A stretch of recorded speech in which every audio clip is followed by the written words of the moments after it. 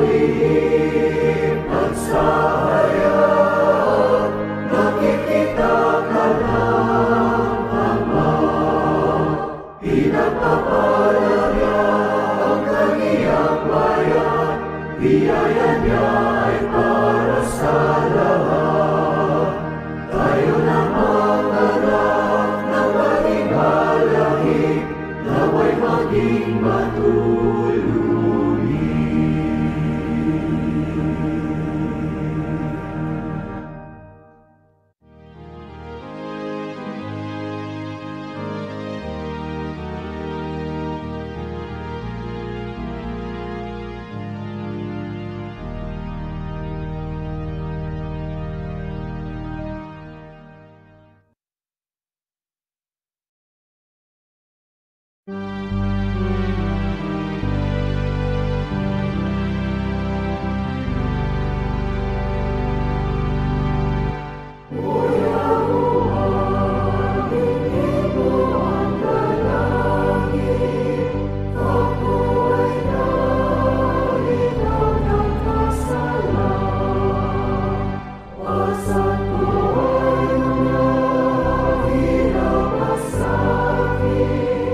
What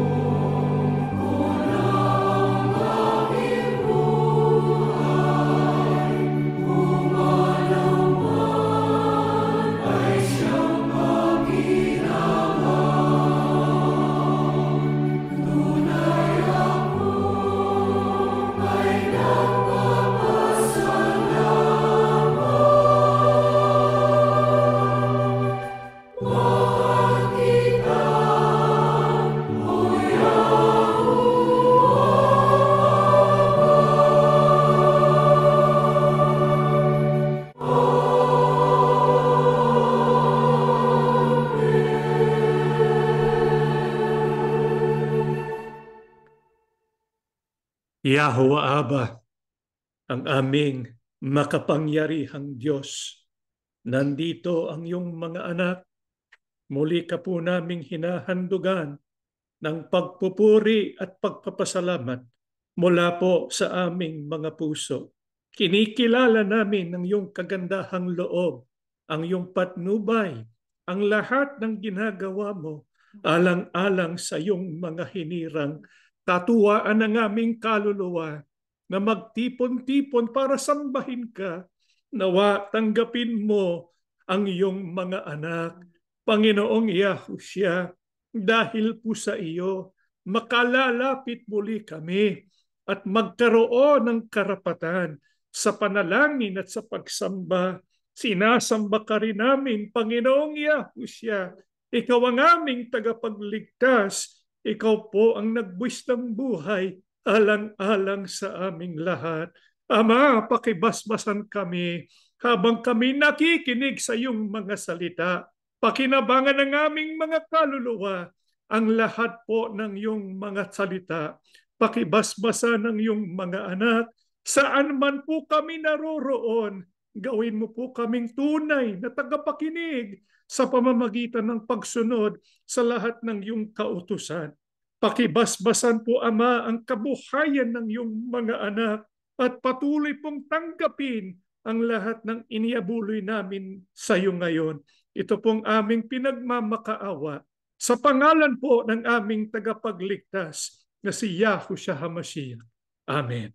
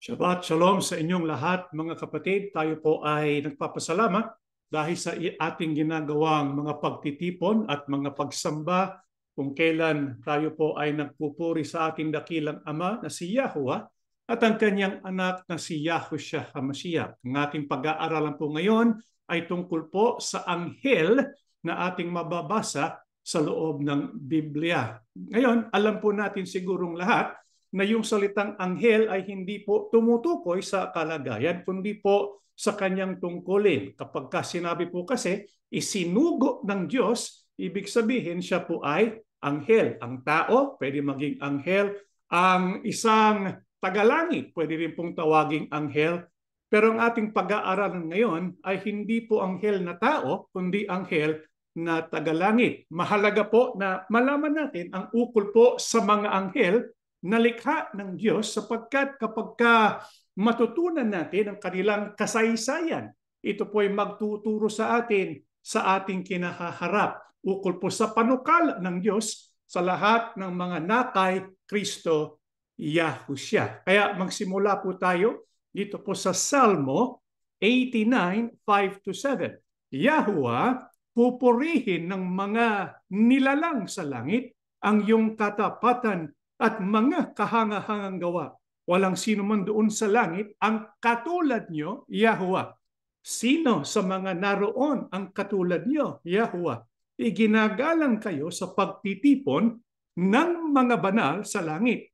Higit kayong kahanga-hanga at silang lahat na nakapalibot sa inyo'y may malaking takot sa inyo. Ang binasa po natin ay tungkol po sa pagtitipon ng mga banal sa langit. Sino po kaya ang tinutukoy dito na mga banal sa langit? Yung mga nilalang ng Diyos sa langit. Sa makatwid, meron pong mga anghel doon po sa langit at sila po ay nilalang ng Diyos. Sila po ay espiritual kaya hindi po katulad ng tao. Ito po yung mga nilalang ng Diyos sa langit. Ano po ang dapat nating mapansin? Sa mga nilalang ng Diyos sa langit na binabanggit na mga banal sa langit, ang sabi po, sila ay nakapalibot kay Yahuwah at meron po silang malaking takot kay Yahuwah Abba. Ito pong pagtitipon na binabanggit sa mga sa langit ay ang tinatawag po natin sa Ingles na divine council. Kaya sa langit, meron pong mga pagpupulong, meron pong mga assembly, meron pong nakaupo sa trono na nangunguna sa pagpupulong na ito. Sino po siya?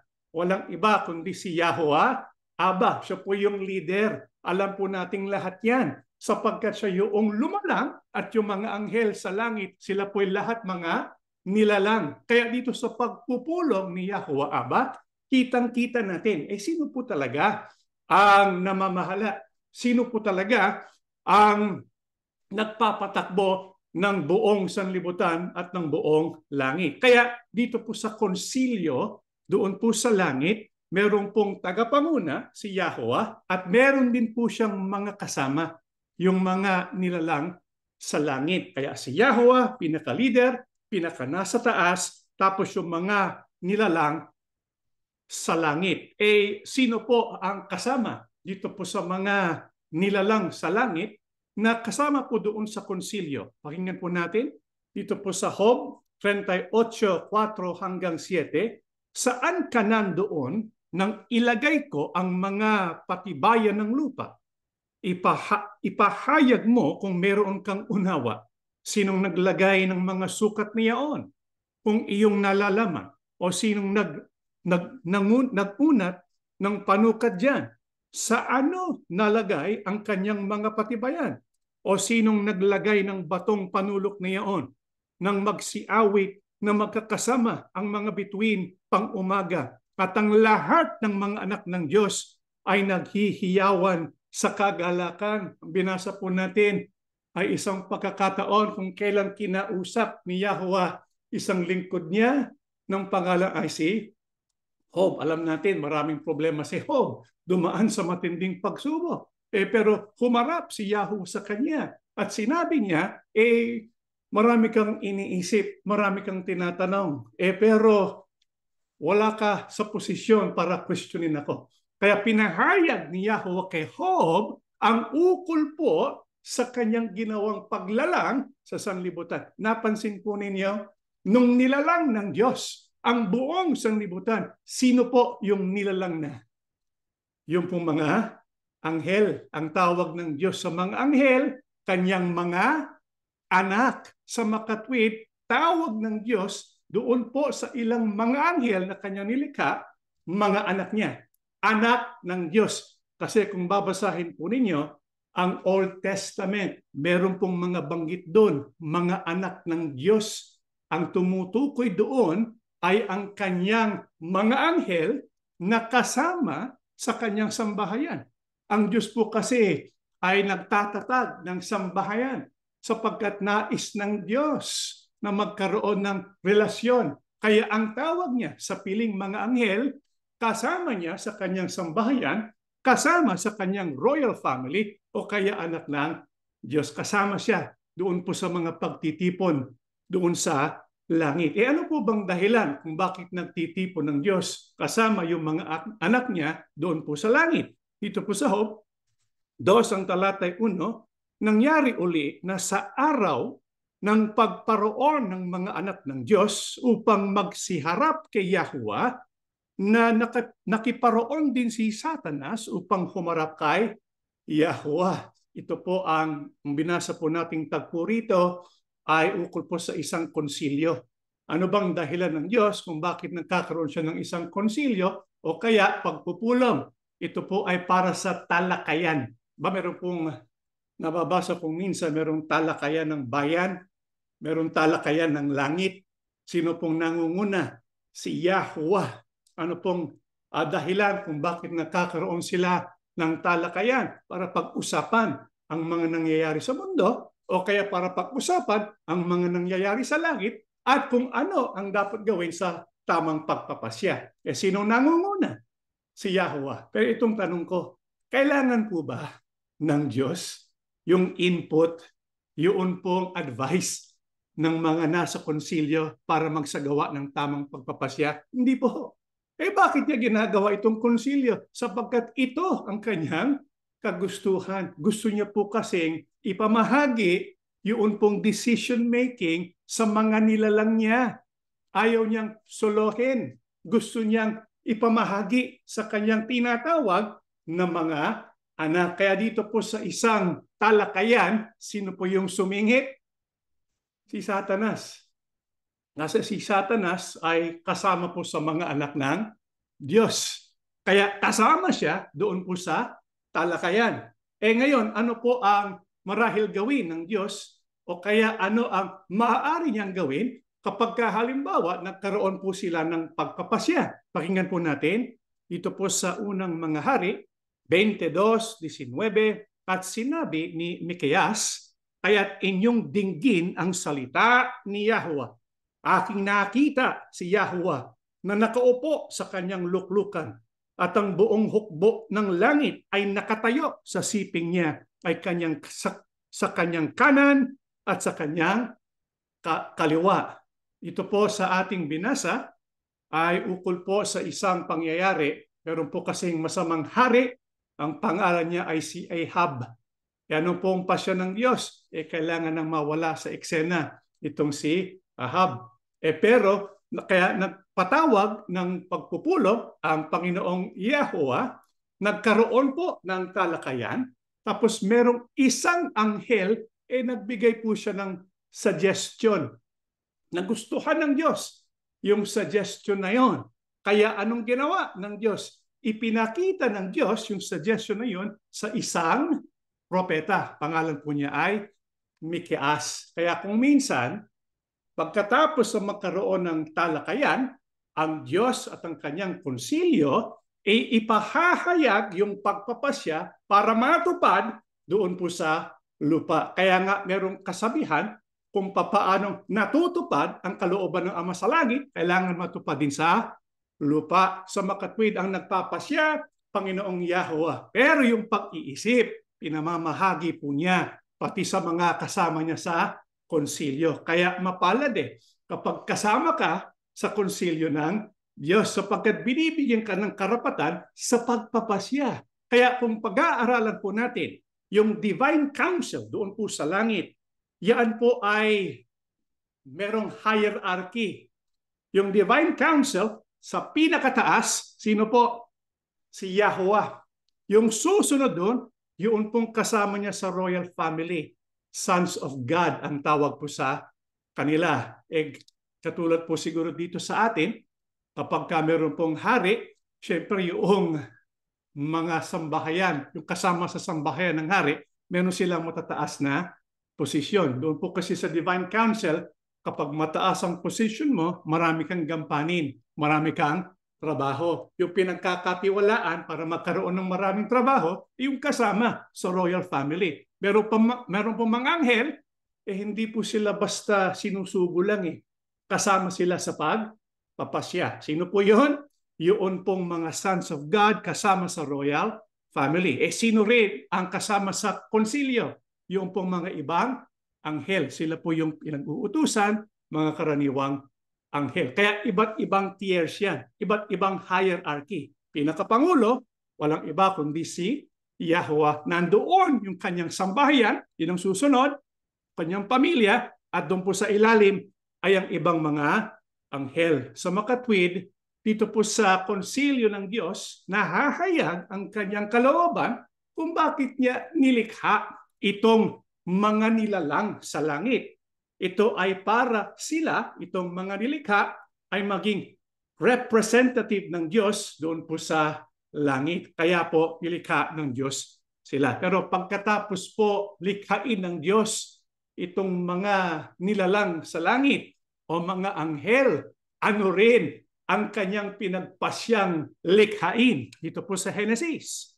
1:26, at sinabi ng Diyos, lalangin natin ang tao sa ating larawan, ayon sa ating wangis, at magkaroon sila ng kapangyarihan sa mga isda sa dagat, sa mga ibon sa himpapawid, at sa mga hayop, at sa buong lupa, at sa bawat umuusad na nagsisiusad sa ibabaw ng lupa.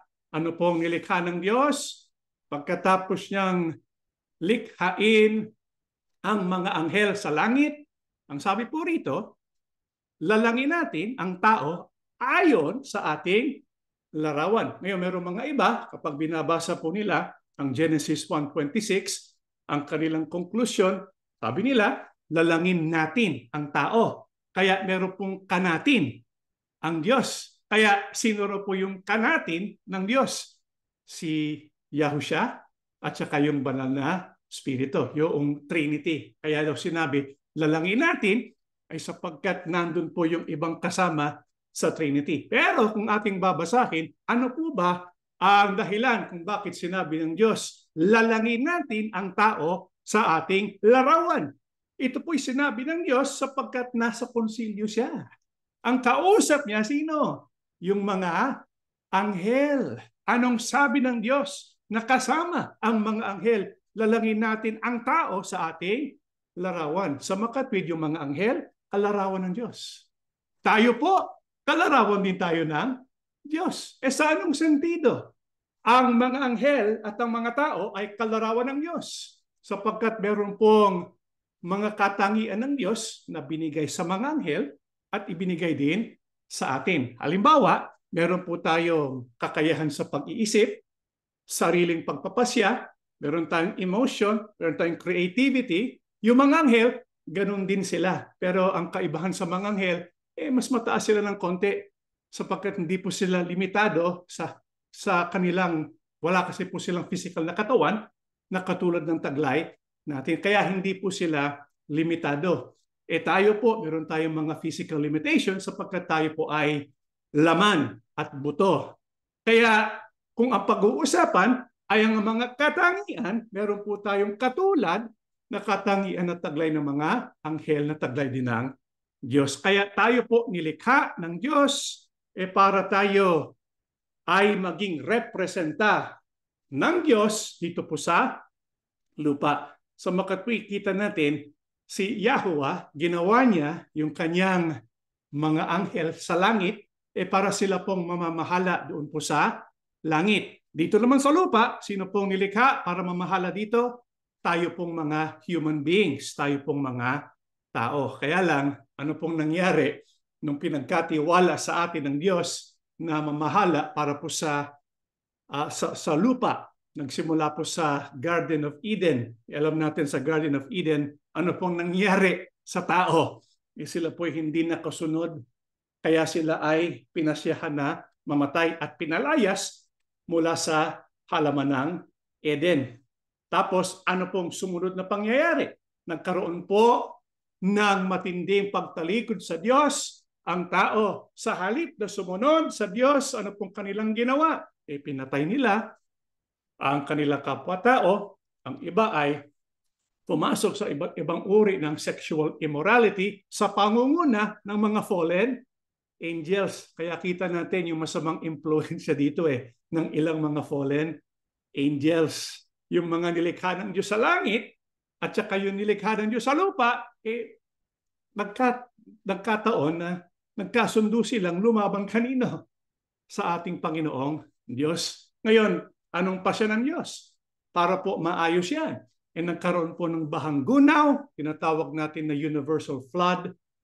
At pagkatapos ito, ang utos ng Diyos, binigyan ng Diyos ang tao ng panibagong pagkakataon para po matupad yung kanyang programa, pamahalaan ang buong lupa. Pero sa halip na kumalat, ano pong kanilang ginawa? Nagtayo sila ng malaking o mataas na tore.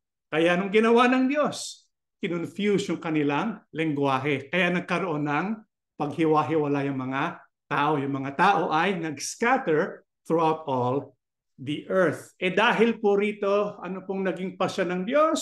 Pakinggan po natin dito po sa Deuteronomio, 32:8-9, nang binigyan ng kataas-taasang Diyos ang mga bansa ng lupain nila at nang pinagbukod-bukod niya ang mga mamamayan, nilagyan niya sila ng hangganan ayon sa dami ng mga anghel ng Diyos. Pinili rin ni Yahweh ang lahi ni Jacob bilang mamamayan niya. Ano po ang ginawang pag-aayos ng Diyos para po yung mga tao na nagsipaghiwa-hiwalay dahil nag-confuse nga yung kanilang language, nag-scatter sila throughout the earth, nagbigay ang Diyos ng kanya-kanyang mga leader. Sino-sinong nilagay ng Diyos na pangunahan sila? Yung kanyang mga anak mula sa langit, yung mga anghel. Pero hindi karaniwang anghel ang nilagay niya. Nilagay niya yung kasama sa kanyang sambahayan, yung mga pili na anghel. Kasama sa sambahayan ng Diyos, sila ang nilagay ng Diyos manguna sa iba't ibang teritoryo, sa iba't ibang kingdom, sa iba't ibang mga bansa. Pero may kinuha ang Diyos para sa kanyang sarili. Sino po yun? Lahi nino? Ni Jacob. Sila po ay ang bayang Israel. Kaya nga ang sabi ng Diyos, ang Israel ay akin. Kaya ang Israel ang binigyan ng Diyos ng karapatan sumamba at maglingkod sa Kanya. At sa pamamagitan ng Israel, ang panukala ng Diyos, ang buong sambahayan ng tao, ang buong mga at iba-ibang mga nasyon, iba-ibang mga kingdom, makasama rin sa pagkakaroon ng relasyon sa Diyos. Kaya lang, itong mga tagapanguna na nilagay ng Diyos, yung mga anghel ng Diyos, yung mga anak ng Diyos na nilagay niya para pangunahan ng bayan, ano pong nangyari sa kanila? Pakinggan po natin ang Salmo 82. Pinamumuunaan ng Diyos ang pagtitipon ng kanyang mga mamamayan.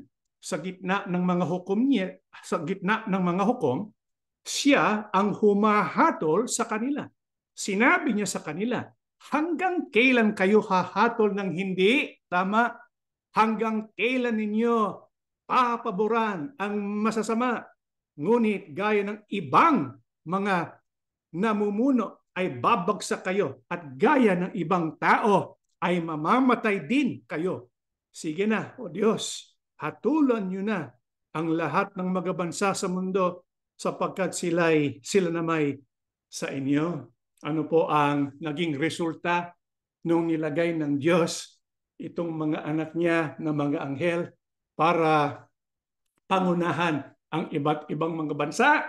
Yung pong nilagay niya sa halip na gawin ng tama, anong kanilang ginawa? Yung mali. Kaya yung paghatol nila, hindi tama. Ang pinabura nila, yung kasamaan. Kaya nagpasya ang Diyos. Hahatulan niya itong mga anghel. Kaya nga hindi po tayo nagtataka, ang mundo ay pasama ng pasama. Alam niyo ba kung sinong nasa ilalim ng takbo ng daigdig ngayon? Itong mga masasamang anghel. Kaya nga anong sabi ni Apostol Pablo? Yung tunay na pakikipagbaka natin, hindi kalaban ang ayon sa laman. Diba? Ang kalaban, itong mga tinatawag na principalities. Sino po ba itong mga principalities? Itong mga anghel na nakalagay sa pwesto, na lumaban sa Diyos at pinangunahan ng iba't ibang bansa sa paggawa ng masama. Kaya sila po ay nasa ilalim ng hatol ng Diyos. Kaya yung atin pong nakikita, yung mundo, pasama ng pasama, yung mga anghel, alam nila, nakatakda sila sa parusa. Pero anong gagawin ng Diyos para ayusin lahat yan? Kasi kung ating pag-aaralan ang kasaysayan ng sanlibutan, pasama ng pasama, pero may hangganan ang tagumpay ng kasamaan. Bakit? Ano po bang panukala ng Diyos? Ano po ang mangyayari? Pakinggan po natin ang pahayag 21:1-3. Pagkatapos nito, nakita ko ang bagong langit at ang bagong lupa. Naglaho na ang dating lupa at dating langit at lupa, pati na rin ang dagat. At nakita kong banal na lungsod, ang bagong Jerusalem, na bumababa mula sa langit galing sa Diyos. Ang lungsod na iyon ay tulad ng isang babaeng ikakasal handang-handa na at gayak na gayak sa pagsalubong sa lalaking mapapangasawahan niya. Narinig ko ang isang malakas na sigaw mula sa trono. Ngayon, ang tahanan ng Diyos ay nasa piling na ng mga tao. Mananahan na siyang kasama nila. Sila'y magiging mga mamamayan niya at siya'y makakapiling na nila at magiging Diyos nila. Ano po ang solusyon ng Diyos? Para po maayos yung nakita niya mga pagkakamali, hindi lang ng anak ng tao, kundi ang mga anak ng Diyos. Yung sabi po, ito sa pahayag sa Book of Revelation, ang sabi, lilikha siya ng bagong langit at ng bagong lupa. Ibig sabihin, aayusin niya, lilipulin niya ang lahat ng masama. Kaya nga nakasulat dito, naglaho na ang dating langit at lupa. Babaguhin niya yung kanyang mga nilalang. Kaya magkakaroon ng bagong lupa, bagong langit. Sino po? Anong dahilan kung bakit magkakaroon ng bagong lupa at ng bagong langit? Para po ang Diyos na mula sa langit ay maipagsasama niya yung langit at ang lupa. Kaya yung langit bababasahan sa lupa. Kaya magkakaroon po ng reconciliation. Yung langit at ang lupa. Itong gagawin niya pagdating ng araw. Subalit, sino po ang mamamahala dito po sa bagong nilalang ng Diyos? Bagong lupa at ang bagong langit. Ang mga anghel ba ang bibigyan niya ng mga posisyon? Dito po sa bagong darating na nilalang, bagong mundong darating, sino po ang ipepwesto ng Diyos? Hebreo 2:5-7. Ngayon, tungkol sa mundong darating na sinasabi namin, hindi ito ipinamahala ng Diyos sa mga anghel. Nakita niyo po yung mga kapatid? Sa sanlibutan darating o sa mundong darating, hindi po ilalagay ng Diyos sa pwesto yung mga anghel. Bakit po? Sapagkat itong sinasabi ng kasulatan, O Diyos, ano ba ang tao upang inyong alalahanin? Sino nga ba siya upang inyong kalingain? Sa maikling panahon, ginawa ninyong mas mababa ang kalagayan niya kaysa sa mga anghel. Ngunit, pinarangalan niyo siya bilang hari. Ano po ang gagamitin ng Diyos para po pamahalaan ang kanyang bagong lupa at bagong langit? Hindi po mga anghel, kundi ang mga tao. Kaya nga ang sabi sa nakasulat, bagamat mababa ng konti ang kalagayan ng tao kumpara sa anghel, pero nung gagawin niya sa mga tao, iaangat niya, bibigyan niya ng pagpaparangal sapagkat sila ang mamamahala sa darating na daigdig. Kaya nga dahil dito, ano pong sabi ni Apostol Pablo dito po sa Korinto 6:2-3, hindi nyo ba alam na sa mga huling araw, tayong mga banal ang hahatol sa mga tao sa mundo? At kung kayo ang hahatol sa mga tao sa mundo, wala ba kayong kakayahang hatulan ang maliliit na bagay na yan? Hindi nyo ba alam na tayo ang hahatol sa mga anghel? At kung kaya nating gawing ito, mas lalong kaya ninyong ayusin ang mga alitan sa buhay na ito. Napansin po ninyo sa sulat ni Apostol Pablo sa mga taga-Korinto, sapagkat yung mga taga-Korinto, nag-aaway-away sila eh. Kaya anong sabi ni Apostol Pablo bilang payo sa kanila? Ang sabi niya 2 beses, hindi nyo ba alam? Ano yung hindi pa nila alam na dapat nilang alam? Dapat po nilang alam na sa mga huling araw, sino pong hahatol sa mundo? Sino raw? Tayo raw mga banal. Hindi lang yun. Hahatol sila sa mundo, hahatol din sila kanino? Sa mga anghel, sa makatwid. Merong alam si Apostol Pablo ukol po sa mangyayari sa hinaharap sa katapusan ng mundo. Tayo pong mga kabilang sa mga kay Yahushua Kristo, mga banal, ang maghahari at magbibigay ng hatol sa mundong ito at sa mga anghel. Pero bakit? Paano po magkakaroon ng ganitong karapatan ng isang tao?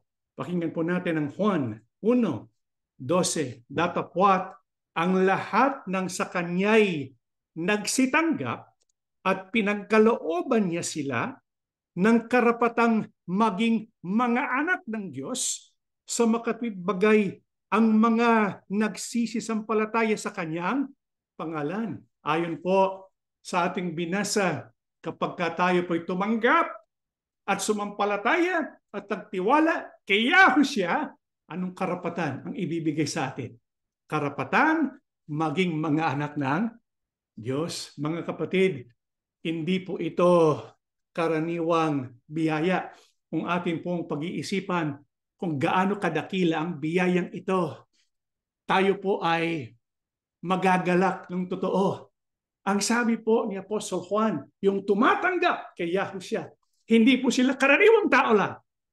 Mga anak po sila nino ng Diyos. Huwag natin mamaliitin yung pong biyayang yon na tayo po ay magiging mga anak ng Diyos kapag tayo sumampalataya at magtiwala kay Yahushua, Aba.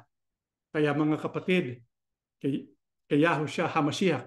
Kaya mga kapatid, patuloy po natin hangarin yung ating pong kaugnayan at paghusayan natin yung ating kaugnayan sa ating tagapagligtas. Gaano po ba kadakila yun na maging anak ng Diyos? Unang Juan 3:1-2. Pag-isipan ninyo kung gaano kadakila ang pag-ibig ng Ama sa atin. Tinawag niya tayong mga anak niya at tunay nga na tayo'y mga anak niya. Kaya hindi tayo nakikilala ng mga tao sa mundo dahil hindi nila kilala ang Diyos. Mga minamahal, mga anak na tayo ng Diyos. Ngunit hindi pa naihahaya kung magiging ano tayo sa hinaharap. Alam natin na sa pagbabalik ni Kristo, tayo ay magiging katulad niya dahil makikita natin kung sino talaga siya. Ano po, gaano kadakila ang nakalaan para sa atin dahil tayo po'y naging mga anak ng Diyos dahil sa kaugnayan natin sa ating Panginoong Yahushua. Ang sabi po rito, sa mga tunay na mga anak ng Diyos, meron pong dakilang pag-ibig ang nakalaan para sa atin. Gaano kadakila ang pag-ibig na ito? Ayon po sa ating binasa, pagparito ng ating Panginoong Yahushua, saka lang natin makikita at mararanasan gaano kadakila ang ibig sabihin ng maging anak ng Diyos. Sapagkat tayo po'y magiging katulad ni Yahushua. Kaya lahat ng kay Yahushua mapupunta sa atin. Si Yahushua po, alam natin, nasan siya ngayon? Siya po ay nakaupo sa kanang kamay ng Diyos. At sino pong ilalagay ng Diyos sa mga huling araw para maging hari ng mga hari? Sino po? Walang iba kundi ang ating Panginoong Yahushua. Kung siya po'y hari ng mga hari, meron po siyang mga pipiliin na kasama doon po sa pagtitipon. Kung noon ang kasama ni Yahuwah sa Divine Council, sino po ulit kasama niya? Siya pong una, di ba? Tapos kasama niya yung mga kasambahay niya. Tapos yung nasa ilalim, yung mga karaniwang anghel, di ba? Ngayon, sino po ngayon ang bumubuo sa Divine Council sa darating na panahon? Si Yahuwah, pinaka-pangulo. Nilagay niyang hari, sino po yun? Ang Panginoong Yahushua. Sino po kayang bubuo? Sino po ba ang kasama ngayon sa mga anak ng Diyos na sila po ay ang mga ngasiwa, magiging kasama ni Yahuwah sa pagpapasya ukol po sa mga nangyayari sa mundo at pati na rin ang mga anghel. Pakinggan po natin ang Hebreo 2:11-13. Sapagkat ang nagpapaging banal at mga pinapaging banal ay pawang sa isa. Na dahil dito hindi siya nahihiyang tawagin silang mga kapatid. Hinto muna tayo dyan mga kapatid. Ano pong pagtuturo ng Biblia ukol po sa mga kay Yahushua? Yung mga pinabanal. sa pamamagitan ng dugo ng ating hari, sila po'y magiging kapatid ni Yahushua. Kapatid ni Yahushua. Kaya anong ibig sabihin nun? 12 na sinasabi, ibabalita ko ang iyong pangalan sa aking mga kapatid sa gitna ng kapisanan. Sa English, yan po yung Great Assembly. Yan po yung konsilyo. Kaya sa konsilyo, nandun ang Panginoon Yahushua, kasama niyang pinauupo para maging katuwang niya sa pagpapasya yung mga kapatid niya. Sino raw po yun? Tayo daw yun. Yung mga tinubos at pinaging banal ng dugo ng ating Panginoong Yahushua. At muli, ilalaga ko ang aking pagkatiwala sa Kanya at muli narito ako at ang mga anak na ibinigay sa akin ng Diyos. Nakita niyo po mga kapatid kung gaano kadakila maging anak ng Diyos. Kung minsan kasi sinasabi lang natin yun, anak ako ng Diyos. Pinili ako ng Diyos. Totoo yun. Pero naiintindihan po ba natin mga kapatid? Gaano kadakila ang nakalaan para sa atin? Ang ibig sabihin nun, yung dati na nagpapasyang kasama sa konsilyo ng Diyos, pinalitan na yun. Sino pong papalit? Ang Panginoong Yahushua. Kasama yung mga kapatid niya. Kasama tayo, mga anak ng Diyos. Kasi tayo po'y kasama na sa royal family. Kaya ang mga kasama ni Kristo, yung mga na kay Yahushua, ang kasama na sa tinatawag na sambahayan o pamilya ni Yahuwah Aba. Dahil dito, ano po ang ipagkakalo sa ating lahat? Efeso 1:3-5. Purihin natin ang Diyos at Ama ng ating Panginoong Yahushua Kristo. Dahil sa pakikipag-isa natin kay Kristo, ibinigay niya sa atin ang lahat ng pagpapalang espiritual mula sa langit. Bago pa man niya likhain ng mundo, pinili na niya tayo para maging banal at walang kapintasan sa paningin niya. Dahil sa pag-ibig niya, noong una pa'y tinlaga niya tayo para maging mga anak niya sa pamamagitan ni Yahushua Kristo. Ayon na rin ito sa kanyang layunin at kalooban. Mga kapatid, para po likhain ng Diyos bagong lupa at langit, nasa panukala niya na kung sino po ang magmamana ng pagpapalang espiritual. Anong klaseng pagpapalang espiritual? Yung mula sa langit. Sino po yung kasama doon? Lahat ng mga naging anak ng Diyos dahil sa kaugnayan natin sa ating Panginoong Yahushua. Kaya dahil po sa kadakilaan ng pangako ng Diyos na itong ating inaasahan, huwag po natin ipagwalang bahala. Tinawag tayo ng Diyos para irepresenta natin si Yahuwah, irepresenta natin si Yahushua. Ano ang tungkulin natin ngayon habang hinihintay natin ang pagdating ng bagong lupa at ng bagong langit? Dapat po ibalita natin yung magandang balita na si Yahuwah gusto niyang lumikha ng mga panibagong mga anak niyang lalaki, mga anak niyang babae, makasama sa eklesiya, pangunahan ng ating Panginoong Yahushua. Kaya habang may pagkakataon pa, mga kapatid, tayo po sana maging ambasador. Tayo po sana ay maging tagapagbalita ng pinakamagandang balita sa buong mundo na tayo makakasama sa sambahayan ni Yahuwah. Makakapiling ang Panginoon Yahushua sa pamamahala pagka siya ay hari na. Kaya ano po ang dapat nating gawin para tayo ay hindi mawala sa eksena pag dumating na muli ang ating Panginoong Yahushua. Nung siya po'y nandito sa lupa, ang kanyang palaging sinasabi at tinuturo yung pagdating muli ng kaharian ng Diyos. Kayong nasa langit siya, ano rin ang kanyang pahayag sa iba't ibang iglesia. Pakinggan po natin ang mga huling talata dito po sa pahayag 3:15-16. Alam ko ang mga ginagawa ninyo. Alam kong hindi kayo malamig o mainit. Gusto ko sanang malamig kayo o mainit. Ngunit dahil maligamgam kayo, isusuka ko kayo. Kaya pinapayuhan ko kayong bumili sa akin ng ginto na dalisay sa apoy upang maging totoong mayaman kayo. Bumili rin kayo sa akin ng mga puting damit upang matakpan ng nakakahiya ninyong kahubaran, at pati na rin ang gamot sa mata upang makita ninyo ang katotohanan. Ang lahat ng minamahal ko ay tinutuwid ko at dinidisiplina. Kaya magsisi kayo at ituwid ang ugali ninyo.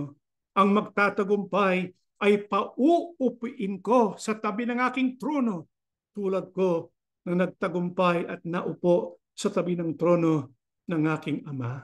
Ano po ang pinagagawa sa atin ni Yahushua habang naghihintay tayo sa kanyang muling pagparito? Ang sabi niya, ito itong kanyang payo para sa kabuuan ng eklesiya. Kasama tayo doon, mga kapatid. Ang kanyang pasya, ang kanyang payo, magtagumpay tayo. Kasi kung hindi tayo magtatagumpay, hindi tayo makakasama. Pero kung tayo magtatagumpay, anong sabi ng Panginoong Yahushua? Uupo tayo ng katabi niya. Kaya lahat sana magtagumpay. Pero sino po ang hindi magtatagumpay? Ayon po sa ating binasa, alam ni Yahushua ang mga ginagawa natin. Opo, nasa langit siya. Nasa lupa tayo. Pero nababatid niya ang ating mga ginagawa. Sinusuri niya ang ating mga ginagawa. Ini-evaluate niya ang kalagayan ng ating espiritu. Kaya anong sabi niya? Kapag meron siyang nasumpungan na maligamgam, sa Ingles, warm, lukewarm. Ibig sabihin, hindi po sila masigla, hindi po sila dedikado sa ginagawang paglilingkod. Lukewarm ang tawag sa kanila. Opo, sumasamba sila marahil. Siguro nagbabasa ng Biblia, nananalangin. Pero ang problema, hindi masigasig. Lukewarm lang sila. Anong sabi ng Panginoon Yahushua? Ang sabi po niya, sila po ay isusuka niya. Pagka isinuka, sila po ba'y kasama doon sa ating Panginoong Yahushua? Pagka siya ay mamamahala na, maiiwan po sila, mga kapatid. Hindi po sila kasi nagtagumpay. Pero sino po ang magtatagumpay? Ang sabi ng Panginoon Yahushua, yun pong masigasig, yun pong dedikado sa paglilingkod. Kaya anong pasya niya sa ating lahat? Ang sabi, bumili tayo kay Yahushua ng ginto na dalisay. Anong kahulugan nun? Tayo po ay gumawa para tayo maging mayaman sa Diyos. Kasi itong binasa natin ay ukol po sa mensahe ng ating Panginoon Yahushua tungkol sa kanyang ilang mga lingkod na dahil sila'y mayaman, wala na po silang ibang iniisip pa, nakalimutan na nila na maging mayaman sa Diyos. Kaya tayo po gumawa ng mabuting gawa. Ano pa? Ang sabi niya, bumili kayo sa akin ng puting damit. Ibig sabihin, tayo po ay gumawa para tayo maging banal sa paningin ng Diyos at ng kanyang anak. Ano pa? Bumili tayo ng gamot sa mata upang makita natin ang katotohanan. Ibig sabihin, dapat magsuri tayo sa nakasulat para makita natin yung katotohanan at doon tayo humawak sa katotohanan, sapagkat yun ang magbibigay sa atin ng kagalingan. Itong pinagagawa ng ating Panginoong Yahushua. Pag ito'y nagawa natin, ang sabi niya, kasama niya tayo, uupo tayong kasama niya sa kanyang trono. Makakasama tayo magpakilanman doon po sa konsilyo ng Diyos, sa langit at dito rin sa lupa. Yan po ang ating pagsamba. Tumayo po tayo at manalangin. Ama naming Diyos, salamat ng marami sa iyo. Yahuwah Abba, patuloy mong inihahayag sa amin ang iyong panukala para bigyan kami ng pag-asa. Sa mundong ito, kami pong mga tao, kung minsan hindi kami napapansin, kung minsan mahinang-mahina ang aming kalagayan, Ang ilan sa iyong mga lingkod mahihirap. Wala po kaming kakayahan at karunungan. Subalit ang aming kayamanan ay ang aming pagiging anak mo. Salamat ng marami. Tinawag mo kami sa loob ng iyong bayan. Maging bahagi kami sa katawan ng iyong bugtong na anak. Dahil dito, sigurado ang aming kapalaran. Ikaw po ng aming makakapiling magpakilanman. Subalit alam namin meron kaming gampanin. Ibalita ang ukol sa iyong kaharian habang taglay ang buhay namin. Ito nawang makita mo sa iyong mga anak. Maging dedikado kami sa paglilingkod para ikaw po'y masiyahan sa iyong mga anak. Panginoong Yahushua, nandito ang iyong mga lingkod. Ikaw po ng aming hari. Ikaw po ng aming tagapagligtas. Inihintay namin ang muling pagparito mo. Halika po sa piling namin ngayon. Ihayag po ang iyong pagsasama para lalong tumibay ang aming pananampalataya. Gawin mo kaming tunay na tagapaglingkod, tunay na mga anak ng Diyos na naghahanda sa muling pagparito mo. Ama, nandito yung mga anak, marami po kaming mga tiisin. Di po ba maaari habang nandito kami sa lupa, kung merong ilan na nagtitiis ng iba't ibang sakit, ikaw nang magpagaling sa iyong mga anak.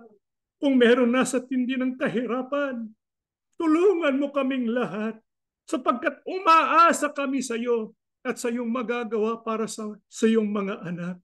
Pakibasbasa ng lahat ng mga nasa gitna ng iba't ibang kalamidad. Ikaw po ang aming bato. Sa iyo po kami nagtitiwala para sa lahat ng aming pangangailangan. Kami po'y sumasampalataya, Ama. Dininig mo ng aming panalangin. Hinihingi po namin ang lahat sa pangalan po ng aming tagapagligtas na si Yahushua HaMashiach. Amen.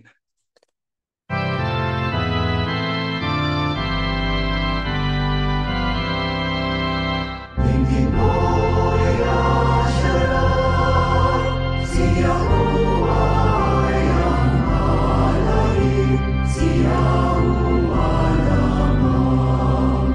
Buong puso kaluluwa, paglapas mo siyang mapapamahalin.